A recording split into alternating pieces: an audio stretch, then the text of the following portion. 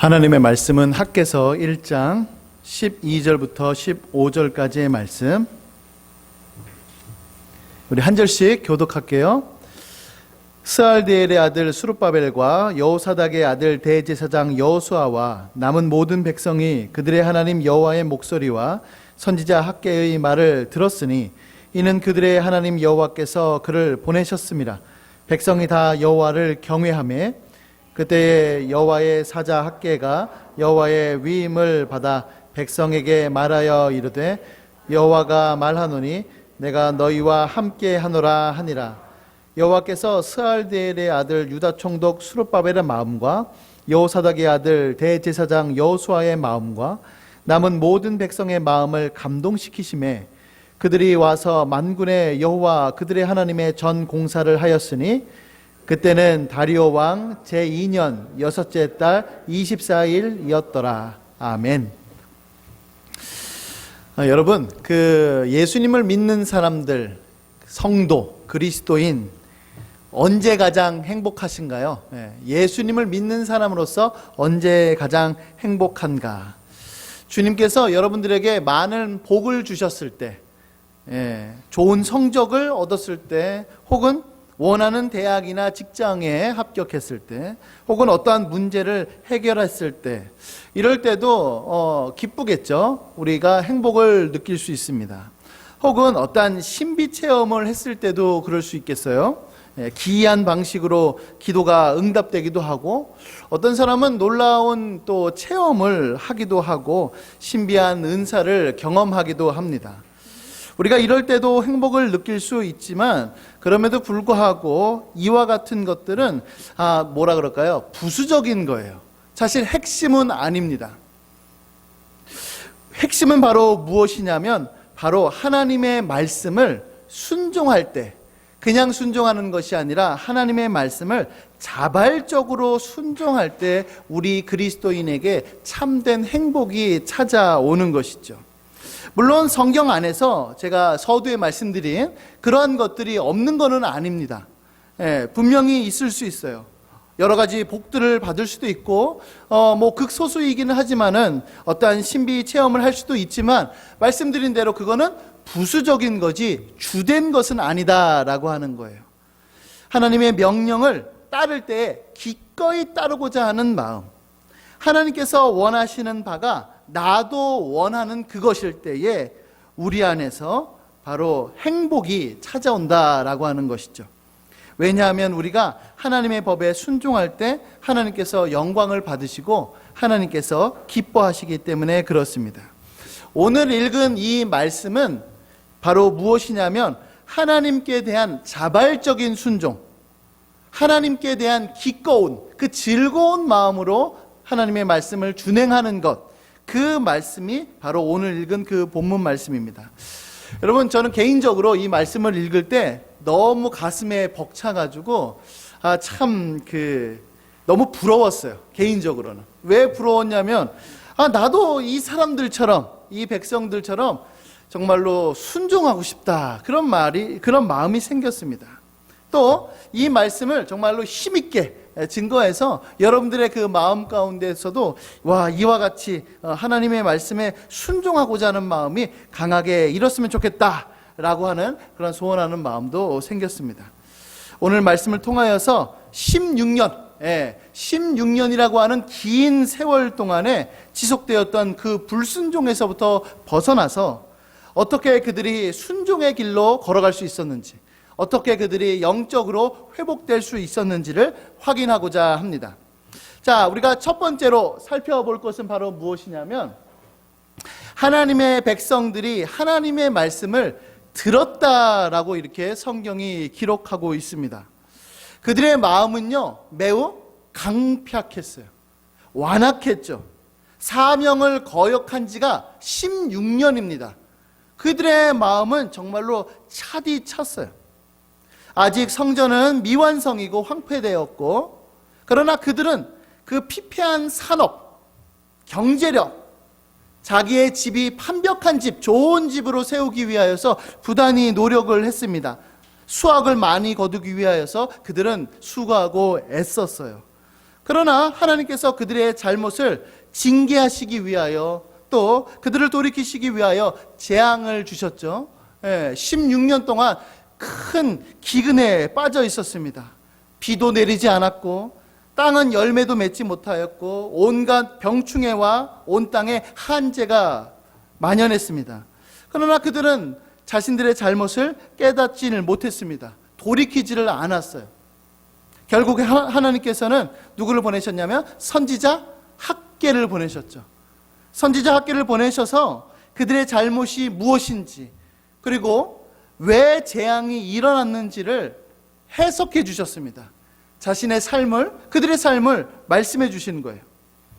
그리고 앞으로 해야 할 일, 잊었던 사명을 다시 재확인시켜 주셨습니다. 그것이 우리가 지난번에 살펴보았던 내 행위를 살피라, 그리고 성전을 건축하라 라고 하는 그 말씀이었습니다. 이스라엘 백성들은 이처럼 지엄하신 하나님의 말씀을 들었습니다. 이 말씀을 들었다라고 할 때에 어떤 사람들이 들었는가를 한번 살펴볼 필요가 있는데요. 12절 한번 볼게요. 12절에 보니까 누가 들었냐면 스알디엘의 아들 수룹바벨, 그러니까 정치 지도자, 그 총독이 들었습니다. 그 다음에 여호사닥의 아들 대제사장 여호수아, 그러니까 종교 지도자가 들었어요. 그리고 남은 백성들 모두가 들었다라고 되어 있습니다. 그러니까 정치 지도자와 종교 지도자와 모든 백성들 하나도 남김없이 모든 사람들이 하나님의 말씀을 들었습니다. 여기서 들었다라고 하는 단어가 사실상은 맨 먼저 나와요. 원문으로 살펴볼 때는 그들이 들었다, 누가 어떤 것을 이렇게 나오는데, 그렇게 들었다라고 할 때 그 뜻은 우리가 짐작할 수 있듯이 무슨 귀가 열려 있으니까 어떠한 소리를 들었다라고 하는 그러한 의미는 아니겠죠. 그죠? 그런 말이 아니라 하나님의 말씀을 주의 깊게 듣고 하나님의 말씀을 그 뜻이 무엇인지 헤아리고 더 나아가서 적절한 반응까지 보이는 것, 이것이 바로 말씀에서 하나님의 말씀을 들었다라고 하는 의미입니다. 그래서 여러분, 이 단어를 영어 성경에서 우리가 잘 알고 있는 뭐 킹제임스 버전이나 NIV 버전이라든지 ESV 뭐 여러 가지 번역본에서 뭐라고 번역을 하냐면 순종했다라고 이렇게 번역을 해요. 그러니까 그들이 들었다라고 하는 그 말은 곧 하나님의 말씀에 순종했다라고 하는 의미입니다. 여기서 눈여겨서 살펴볼 것은 무엇이냐면 그들이 누구의 말을 들었느냐는 거예요. 누구의 말을. 잘 보세요. 12절 중반에 보면 이렇게 나옵니다. 그들의 하나님 여호와의 목소리와 그리고 선지자 학개의 말을 들었다, 이렇게 나와 있어요. 어떠한 유명한 신학자는 뭐라고 얘기하냐면 이 그리고라고 하는 단어가 따로따로 떨어지는 것이 아니라 그러니까 하나님의 말씀 즉 선지자 학개의 말을 들었다라고 하는 의미로 해석해야 된다, 이렇게 얘기를 해요. 왜 그렇게 해석을 해야 하냐면 우리 1절 말씀을 볼게요. 자, 1절 말씀 보면은 중간에 여호와의 말씀이 선지자 학개로 말미암아 선지자 학개를 통하여서 임했다, 이렇게 되어 있습니다. 또 3절 말씀에 보면 여호와의 말씀이 선지자 학개로 말미암아, 여기는 학개에게로 되어 있는데 사실 더 정확한 번역은 학개로 말미암아, 학개를 통하여서 임하였다라고 되어 있어요. 그리고 방금 전에 읽은 12절 끝에 부분에 보면은 그들의 하나님 여호와께서 그를, 그러니까 학개를 보내셨다라고 되어 있고 13절에 보면은 그때 여호와의 사자 학개가 여호와의 위임을 받아서 백성에게 말하였다, 이렇게 되는 겁니다. 그러니까 하나님의 말씀이 곧 학개의 말이 되고 학개가 전하는 것이 곧 하나님의 말씀이다 라고 하는 것이 바로 이 그리고예요. 그러니까 이 이스라엘 백성들은 학개의 말을 사람의 말로 듣는 것이 아닙니다. 학개의 말을, 학개 선지자의 말을 단순한 어떠한 어떤 여러 사람들의 의견 중에 하나라고 듣지 않고 바로 하나님의 말씀으로 그들이 받아들인 것이죠. 여러분, 왜 이스라엘 백성들이 멸망했는지 아시나요? 왜 이스라엘 백성들이 그 긴 역사 속에서 왜 그들이 멸망했는가? 하나님의 말씀을 몰라서가 아닙니다. 하나님의 그 율법의 말씀을 그들이 없어서가 아니에요. 그들에게 선지자와 제사장들이 없어서가 절대로 아닙니다. 그들이 멸망당한 이유는 바로 무엇이냐면 하나님의 말씀을 듣지 않아서요. 하나님께서는 끊임없이 선지자들을 보내셨지만은 그들은 끝내 듣지를 않았습니다. 자, 사마리아 성이 함락될 때 또 마찬가지였는데 우리 열왕기하 18장 12절 주보 안쪽에 보면 이렇게 나와 있습니다. 열왕기하 18장 12절 말씀. 이는 그들이 하나님 여호와의 말씀을 듣지 아니하고 그의 언약과 여호와의 종 모세가 명령한 모든 것을 따르지 아니하였음이더라. 예루살렘 멸망할 때도 마찬가지였어요. 역대하 36장 15절부터 16절에 보면 이렇게 나옵니다.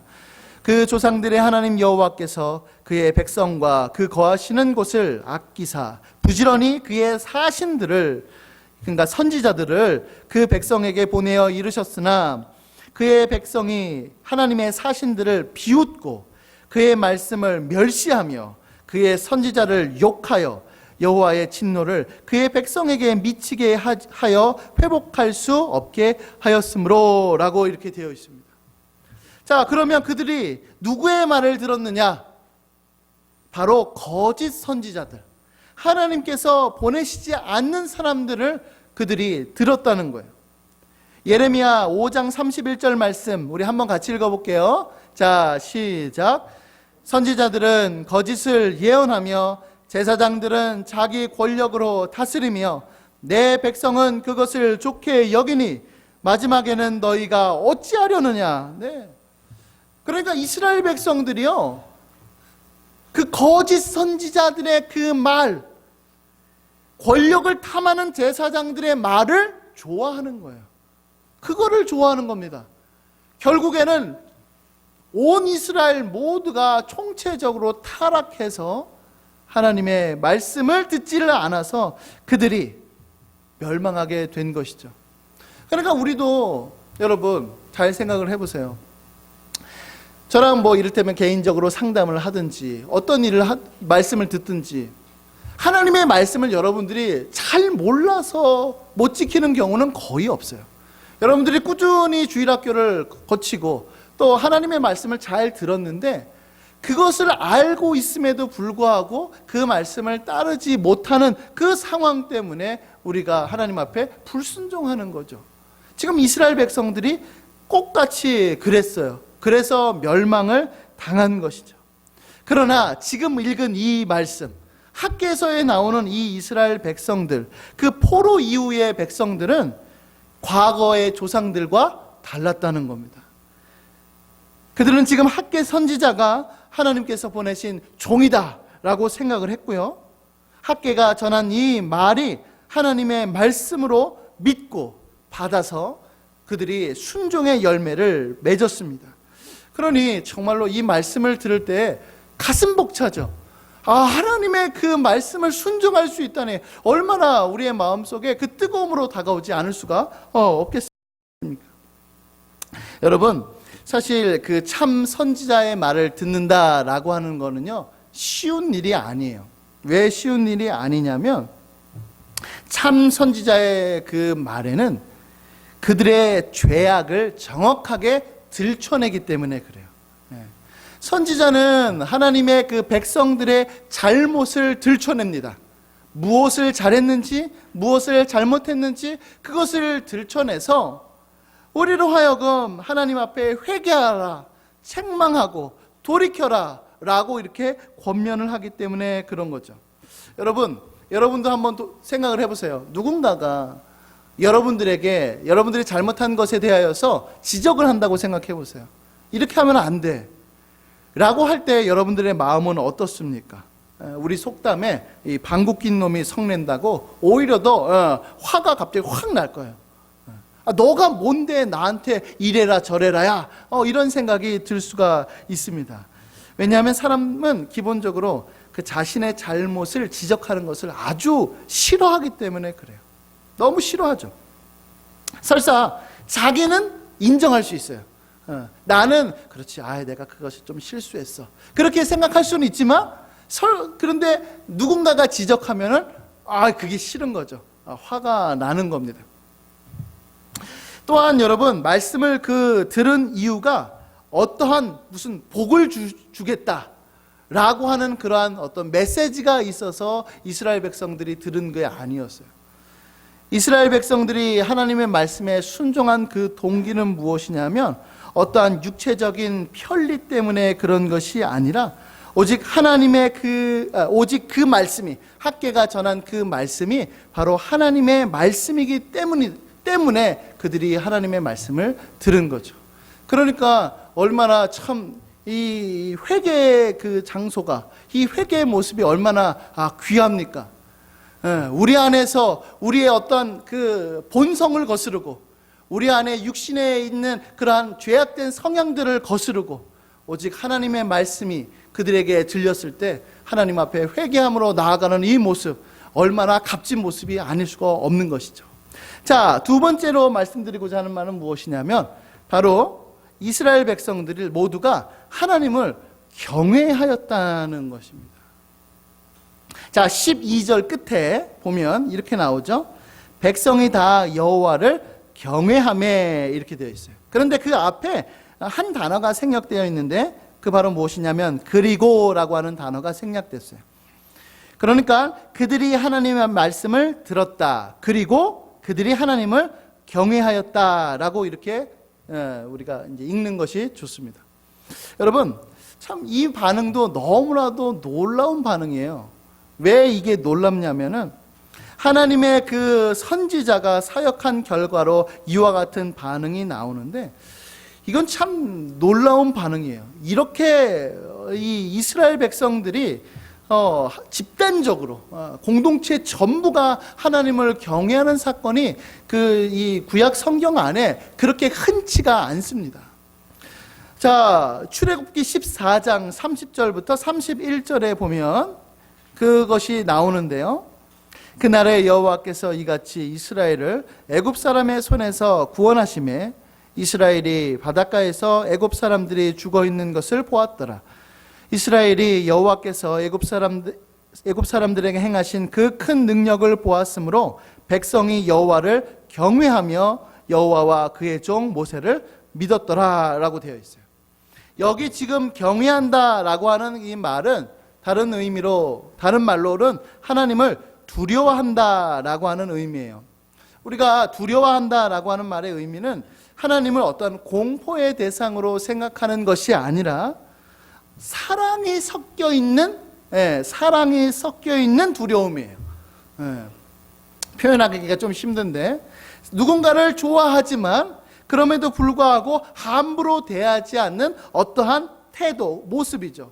누군가를 존경하는 것, 누군가를 공경하는 것, 업신여기지 않는 것, 그 사람에 대하여서 삼가 조심하는 태도, 이게 바로 경외하는 모습입니다. 성경에는 경외한다라고 하는 그 말을 신약 성경에서는 교차해서 쓰는 말이 바로 무엇이냐면 사랑이라고 하는 단어인데, 우리가 사랑한다라고 한다고 말을 할 때는 그 안에 무슨 말이 포함되어 있냐면 무례히 행하지 않는다라고 하는 말이 포함되어 있어요. 고린도전서 13장에 보면 사랑은 오래 참고 사랑은 온유하며 라고 얘기하면서 사랑은 무례히 행하지 않는다라고 되어 있습니다. 그러니까 이 사랑이라고 하는 단어, 경외한다라고 하는 단어, 이것이 상호 교환적으로 우리가 쓸 수 있는 말이죠. 이렇게 누군가를 경외하거나 누군가를 사랑하게 되면 반드시 그 경외하는 그 대상의 말을 따르게 되어 있습니다. 이것이 같이 나오는 거예요. 그러니까 경외한다라고 하는 말과 순종한다라고 하는 이 말은 아주 밀접한 연관 관계가 있는 것입니다. 그러니까 하나님께서 백성들에게 순종을 요구하실 그때에 경외와 사랑하는 마음을 하나님께서는 같이 요구하시는 거예요. 자, 신명기 11장 1절 말씀. 자, 우리 한번 같이 읽어볼까요? 자, 시작. 그런즉 내 하나님 여호와를 사랑하여 그가 주신 책무와 법도와 규례와 명령을 항상 지키라. 네. 하나님을 사랑해서 하나님의 명령을 지키라. 같이 나오는 거죠. 또 하나 신명기 17장 18절부터 19절. 그가 왕위에 오르거든 이 율법서의 등사본을 레위 사람 제사장 앞에서 책에 기록하여 평생에 자기 옆에 두고 읽어 그의 하나님 여호와 경외하기를 배우며 이 율법의 모든 말과 이 규례를 지켜 행할 것이라. 여기서도 마찬가지로 여호와를 경외하는 것과 여호와의 말씀을 준행하는 것이 같이 엮여져 들어가는 거죠. 마지막 창세기 22장 12절 우리 한번 같이 읽어볼게요. 시작. 사자가 이르시되 그 아이에게 내 손을 대지 말라. 그에게 아무 일도 하지 말라. 내가 내 아들 내 독자까지라도 내게 아끼지 아니하였으니 내가 이제야 내가 하나님을 경외하는 줄을 아노라. 네. 그러니까 우리의 마음속에 누군가를 순종하는 그 마음이 먼저고 그 순종하는 마음으로 자연스럽게 따라오는 것이 뭐라면 바로 순종하는 마음. 경외가 먼저고 그 다음에 명령을 지키는 순종의 마음이 따라오는 거예요. 그러니까 여러분들 왜 내가 하나님의 말씀을 잘 못 지킬까? 내가 왜 하나님의 말씀을 그렇게 거역할까? 그 중심을 살펴보면 하나님을 사랑하고 하나님을 경외하는 그 마음이 없어서 그런 거예요. 아, 목사님, 아닙니다. 분명히 사랑하는 마음이 있어요. 없는 것은 아닙니다. 네, 저도 그것을 인정하고 그것에 대하여서 맞다라고 생각합니다. 중요한 것은 무엇이냐면 바로 정도의 차이인 거죠.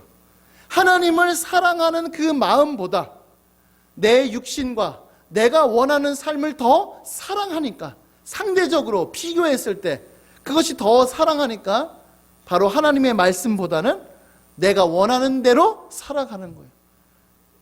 그러니까 하나님께서는 늘 항상 뭐라고 말씀하시냐면 내 말씀대로 따르라, 하나님의 율법대로 준행하라 라고 하기 전에 하나님을 사랑하라, 하나님을 경외하라, 하나님의 마음을 너의 마음속에 두어라 라고 이렇게 말씀을 하시는 거죠. 여러분, 또한 이 경외한다는 말은요, 앞으로 순종의 길로 나아갈 것이기에 진심으로 자신들의 잘못을 회개하였다라고 하는 그 말을 포함하는 것입니다. 다시 아까 전에 얘기했던 것으로 돌아가 볼게요. 여러분, 누군가가 잘못을 지적했어요. 그렇죠? 내가 실수를 했거나 내가 잘못을 저질렀을 때 누군가가 그것을 지적했어요. 그러면 여러분들 그 마음속에 기쁜 마음이 드는 것이 어렵다라고 아까 전에 얘기를 했었죠. 그런데 지금 여기에는 뭐가 나와요? 그들이 여호와를 경외하였답니다. 잘못을 지적했는데, 그들의 죄악을 지적했는데 그들이 하나님을 사랑하였다라고 이렇게 성경이 얘기하는 거예요. 여러분들, 잘못을 지적한 것, 그것을 받아들이는 것만으로도 칭찬받을 만한 거죠. 보통은 알았다고, 내가 잘못했다고 라고 말하는 것, 이러고 말 것이지 어떻게 내가 나의 잘못을 지적한 사람을 좋아할 수가 있어요? 나의 잘못을 지적한 사람을 사랑할 수가 있어요? 이거는 거의 불가사의한 일입니다. 그런데도 불구하고 지금 이 이스라엘 백성들이 그 선지자 학개의 말을 들으면서 내가 하나님의 말씀에 잘못했구나, 하나님의 말씀을 따랐어야 되는데, 그들이 회개하고 그들이 돌이키고 하나님을 사랑하고 하나님을 경외하는 마음으로 그들의 마음이 충만했다라고 하는 것이죠. 그러니까 이 말씀을 들으면서 거의 기적이죠. 이 말씀을 보면서 정말로 가슴 벅찬 거죠. 하나님을 사랑하고 하나님을 경외하였다라고 하는 그 말은 바로 진심으로 그들이 잘못을 뉘우쳤기 때문에 그와 같은 반응이 나타나는 것입니다. 자, 세 번째는 바로 무엇이냐면 백성들이, 이스라엘 백성들이 결국엔 하나님이 주신 그 사명을 지켰습니다. 성전 공사를 다시 재개하였던 것이죠. 그들은 하나님의 말씀을 들었고 하나님을 경외하였으며 마침내 사명의 길을 택하였습니다. 그들이 사명의 길을 걸었다라고 하는 것은 바로 무엇이냐면 방치된 그 성전, 그것을 재건하기 시작했습니다. 우리 14절 말씀 보도록 할게요. 14절 말씀 끝에 가 보면 뭐라고 나오냐면 만군의 여호와 그들의 하나님의 전 공사를 하였으니 라고 이렇게 되어 있습니다. 오랜 시간 동안 지속되었던 그 불순종의 세월이 바로 종식되는 순간이 다가오게 된 거예요. 자, 여기 보면 만군의 여호와라고 하는 그 말 앞에 무엇이 되어 있냐면 그들이 와서라고 하는 이 단어가 등장하죠. 그러니까 여기서 그들이 왔다라고 하는 말은 무엇이냐면 그들이 살고 있던 그 지역 있죠. 예루살렘 성전뿐만 아니라 그들이 살고 있는 많은 그 지역에서부터 하나님께로부터 왔다. 예루살렘 성전 그곳에서부터 왔다라고 하는 그 단어입니다. 여러분, 그때가 언제냐면 바로 다리오 왕 제2년 6월 24일이에요. 자, 15절에 보니까 그때는 다리오 왕 제2년 여섯째 달 24일이었더라 이렇게 되어 있습니다. 여러분 혹시 기억나나요? 선지자 학개가 처음으로 하나님의 말씀을 선포했을 때가 혹시 언제인 줄 아세요? 1장 1절에 나와 있는데 1장 1절에 다리오 왕 제2년 여섯째 달 그 달 초하루, 그러니까 6월 1일이었어요. 그런데 오늘 읽은 15절에 보니까 그들이 성전을 다시금 시작한 그때가 언제냐면 바로 6월 24일이었어요. 그러니까 이 사람들이 지금 처음에 학개의 그 말을 듣고 성전을 재건하기 시작한 그때까지 바로 23일이 걸렸어요. 그러면 왜 23일이 걸렸을까? 그거 왜 그럴까? 이제 성경에는 잘 드러나 있지 않은데 한 두 가지 정도로 추측이 됩니다. 첫 번째는 무엇이냐면 그들이 아마 그 물자를 모았을 것이다 이렇게 생각을 하는 거예요. 그러니까 지금 이제 성전이 회파됐어요. 16년 동안 성전이 방치됐으니까 엉망진창이었겠죠. 그러니까 그것을 이제 정리하고 새로운 물자를 드리고 아까 그때도 산에 올라가서 나무를 베어서 갖고 오라 이러한 것들이 되고 활발하게 작업을 준비할 그 어떤 사전 작업 그걸 하는데 한 23일 걸리지 않았을까 이렇게 생각을 하거나 혹은 이제 그때 당시에는 이제 추수 기간이었기 때문에 아마 포도나 기타 농작물들을 거둬 드리는데 아마 23일이라고 하는 시간이 소요되지 않았을까 그렇게 추측하기도 합니다. 그러나 정확하게 무슨 일 때문에 23일이 걸렸는지 알 수 없었지만은 중요한 거는 뭐냐면 16년 동안 방치되었는데 다시 재기된 것이 23일 만에, 그러니까 굉장히 빠른 시일 내에 그들이 성전을 지으려고 애썼다라고 하는 거예요. 그리고 결국에는 성전의 재건이 언제 만에 완성이 되냐면 이제 그 4년 6개월 만에 완성이 됩니다. 굉장히 빠른 시간 내 시일 내에 그 완성이 되는 것이죠.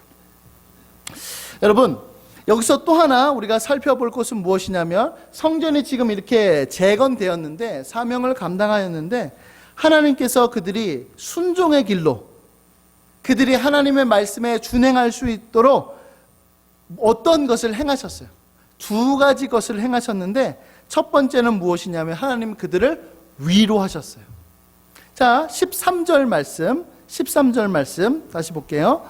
13절에 보면 처음 단어가 그때에 라고 되어 있습니다. 그러니까 하나님의 말씀을 듣고 하나님을 경외하던 바로 그때에 하나님의 위로가 그들에게 있었습니다. 자, 우리 13절 말씀. 자, 13절 말씀 같이 읽어볼게요. 자, 시작. 그때에 여호와의 사자 학개가 여호와의 위임을 받아 백성에게 말하여 이르되 여호와가 말하노니 내가 너희와 함께 하노라 하니라. 네, 여러분, 성경에서 하나님께서 함께 하신다라고 하는 이 단어는 굉장히 중요한 단어예요. 하나님께서 동행하신다, 하나님께서 함께 하신다라고 하는 이 단어는 언약의 핵심이고 영생의 본질이에요. 하나님께 함께 하심으로 인하여서 백성들은 온갖 좋은 혜택들을 누립니다. 창세기 39장 23절에 보면 요셉 이야기가 나오는데요. 자, 읽어보도록 할게요. 단수장은 그의 손에 맡긴 것을 무엇이든지 살펴보지 아니하였으니 이는 여호와께서 요셉과 함께 하심이라. 여호와께서 그를 범사에 형통하게 하셨더라. 역대하 1장 1절에 보면 다윗의 아들 솔로몬의 왕위가 견고하여 가며 그의 하나님 여호와께서 그와 함께하사 심히 창대하게 하시니라. 그러니까 하나님께서 함께 하심으로 인하여서 하나님의 백성들은 온갖 좋은 것들을 누리며 살아갑니다. 그러나 또 한 가지가 있어요. 하나님께서 내가 너희와 함께 하겠다라고 하는 그 약속의 말씀을 주실 때는 언제 주시냐면 사명을 감당할 때 주세요. 여호수아서 1장 9절 말씀 우리 한번 같이 읽어볼게요. 자, 시작. 내가 내게 명령한 것이 아니냐. 강하고 담대하라. 두려워하지 말며 놀라지 말라. 내가 어디로 가든지 내 하나님 여호와가 너와 함께 하느니라 하시니라. 사도행전 18장 9절 말씀에도 이렇게 나와 있습니다. 밤에 주께서 환상 가운데 바울에게 말씀하시되 두려워하지 말며 침묵하지 말고 말하라. 내가 너와 함께 있음에 어떤 사람도 너를 대적하여 해롭게 할 자가 없을 것이니 이는 이 성중에 내 백성이 많음이라 하시더라. 네. 그러니까 이 사도 바울이 두려웠어요. 아까 전에 읽었던 여호수아도 두려웠어요.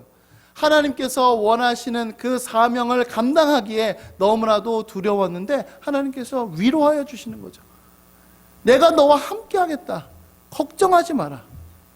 내가 너와 동행하겠다. 놀라지 마라. 그러니 하나님께 받은 그 사명을 충성되이 감당하라. 지금 하나님께서 위로해 주시는 겁니다. 여러분, 지금 이스라엘 백성들이요, 지금 성전이 중단되었던 그 원인 중에 하나가 무엇이었냐면 그들이 갖고 있었던 그 두려움 때문이었어요.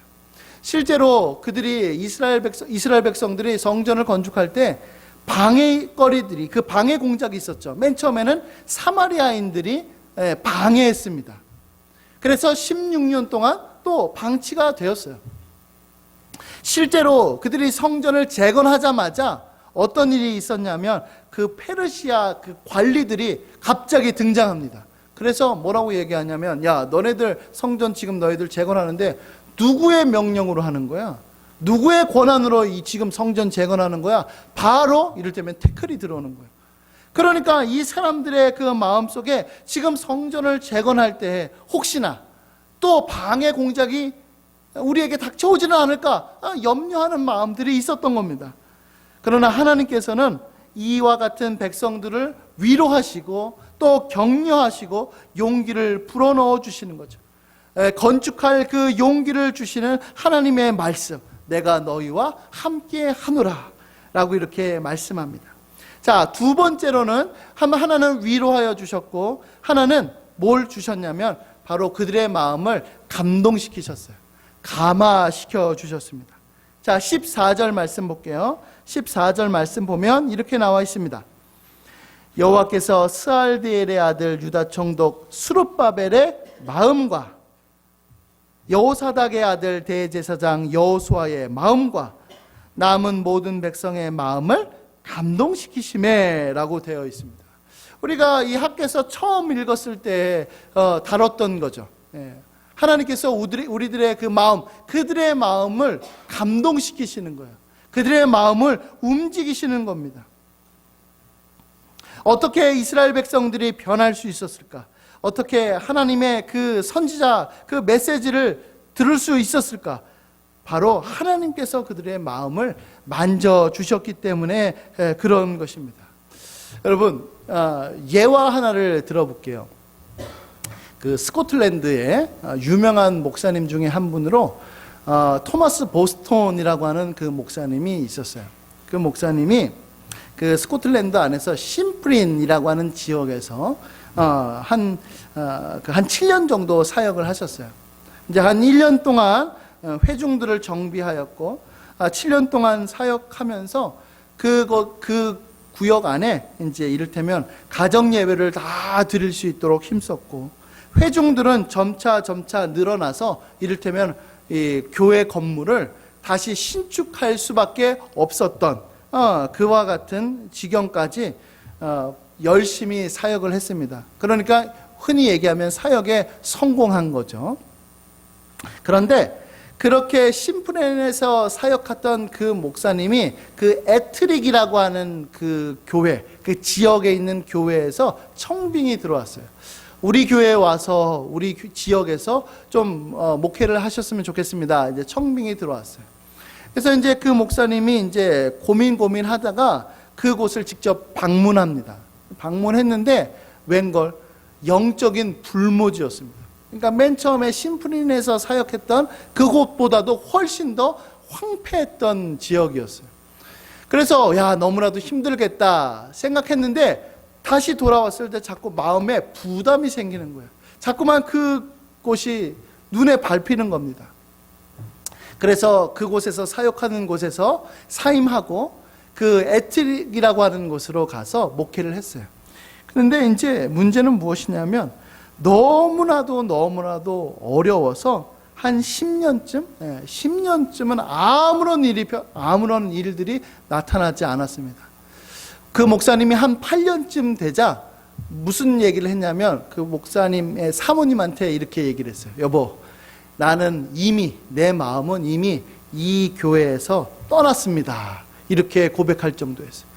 그러니까 8년 동안 내내 열심히 복음 사역을 했는데 아무런 일이 나타나지 않은 거예요. 있었던 그 전 교회에서는 그렇게 사역이 잘 됐었는데 이곳에서는 일어나지 않았습니다. 그러나 8년 이후쯤 되니까 점차 성령께서 역사하시는 그 일들이 일어나게 되었습니다. 사람들이 그의 설교에 주목하기 시작을 했고요. 그의 설교가 이 책으로 출판되자 유명한 교회에서 또 청빙이 들어오는 거예요. 그러니까 이제 그 애트릭에서는 이제 난리가 난 거죠. 그런데 이 목사님이 그쪽에서 더 형편이 좋고 상황이 좋은 그곳에서 온 그 청빙을 마다하고 애트릭에 남아서 열심히 사역을 했습니다. 결국 그 계기를 전환점으로 하여서 그곳에서 한 16년 동안 사역을 했는데 정말로 수많은 그 놀라운 일들이 일어나게 되었어요.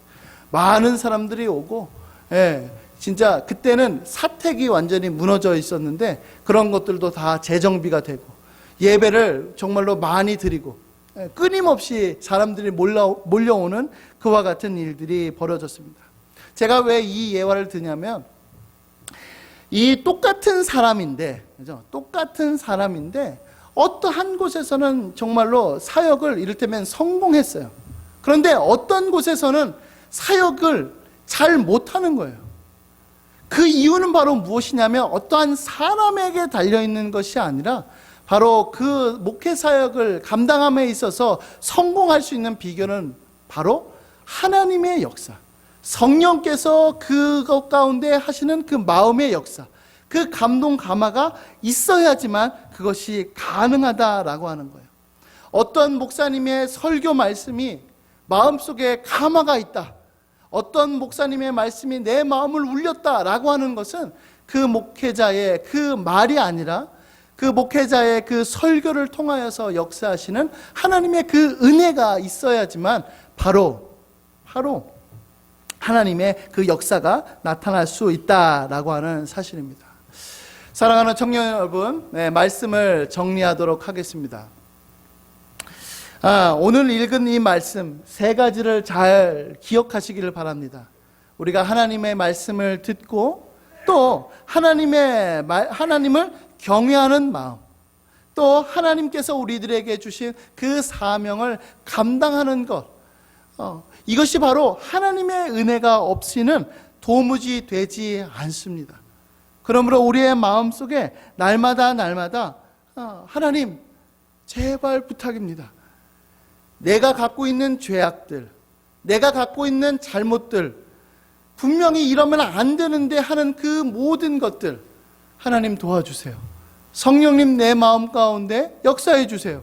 그래서 내가 죄를 회개하고 돌이킬 수 있도록 도와주세요 라고 우리는 기도해야 될 줄로 믿습니다.